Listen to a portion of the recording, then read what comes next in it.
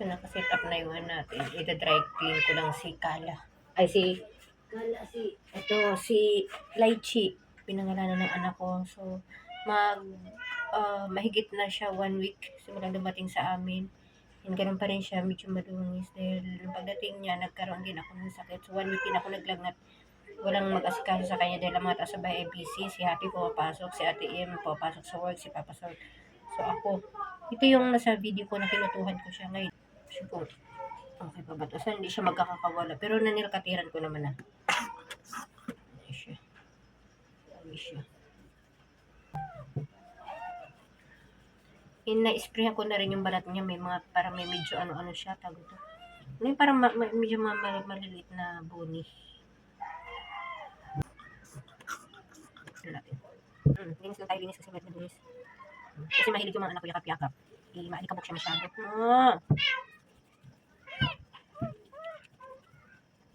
Tsaka pupurgahin para namin to kasi may ano siya. May pamurga kami dito sa bahay. Naubos na. Dahil maliit lang din naman yun. Ang dami namin pinupurga. Ngayon hindi pa ako nakabili. Pupurgahin namin siya kasi nung nag-poop siya, sabi ni Happy, may latte. Ay, sorry. Madulas. Nangusok siya gamitan ito. Hindi sa tayo.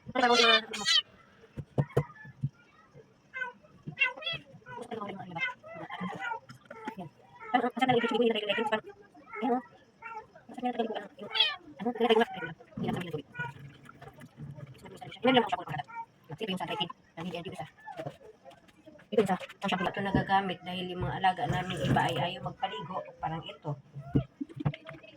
Parang ito na siya. Kasi kung alaga. Uy, makasipin ko. Bango. Kaya talaga siya. For sure talaga tumibulati talaga na ano. Marami ng bulati. Kailangan makapurga siya. So, dahil okay naman na yung ano ko, medyo ano naman na, magaling-galing naman na ako bukas. Or, hindi ko alam kung kailan kami makapag-grocery. Diretso na rin ako bili ng pamurga. So, pwede na ito siya purgahin dahil ang pagpurga naman ay 3 weeks ba yun? Mula nung pinanganak or ano? Nalimutan ko. Basta ito, I'm sure ano na to. Okay na to siya sa purga. Yung kung siguro kung hindi to advisable na liguan na ganito pa kaliit. Pero ako kasi, need ko siya liguan dahil batang kali nga siya. And may kuto siya. So, dahil batang kali siya, may kuto siya, alikabok talaga. Alam mo talaga yung parang, pag sa tao din, parang ganun. Yung, alam mo yung lumaki sa kanya yung bata. Oh, shusho! Kapit ko siya. Tumatabi pa naman siya dun sa mga mamakat ko na, pero wala naman ang mga baby. Tumatabi siya dun. Baka kasi magkakaanuhan. Yung isa, yung una namin naampun na yung 10 o'clock na ng gabi, ano yun? May pilay pala yun siya sa paa. Tapos sobrang puti, kaya pagkadating sa bahay, ko na kaagad, pinunasan ko. Ito kasi hindi ko pinunasan dahil hindi naman siya ganun kaano. Pinunas ko lang sa kanya, kunting tuyo lang na ano. Tsaka ang ano na, ganda ng balahibo niya. Kasi yung color niya, may mga ganito kami alaga din ganito mga kulay. Ano siya? Parang may mga katulad ng mga dati naming alaga. Sila Macchiato, sila Coffee.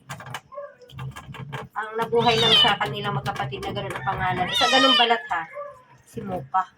Kasi si Coffee, si Macchiato, nawala na. Tapos itong balahibo. Pero hindi kami mag-uulit na ng pangalan kasi lesson learned pa nag-uulit ng pangalan. Nawawala sa amin eh. Masyad na mamatay sila. Oh! Okay, tapos na. Banlaw na. Tapos.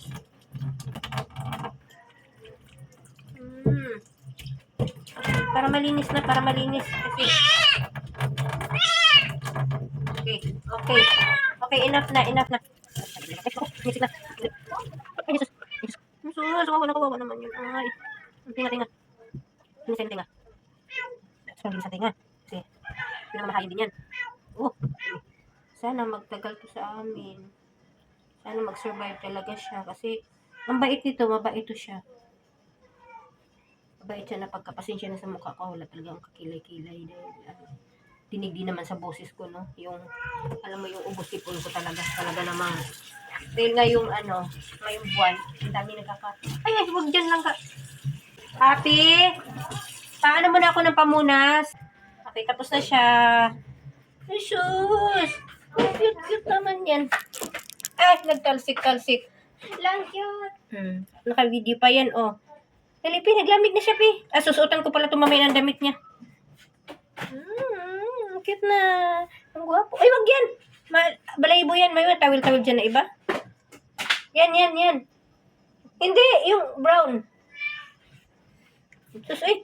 Sus. Wait lang.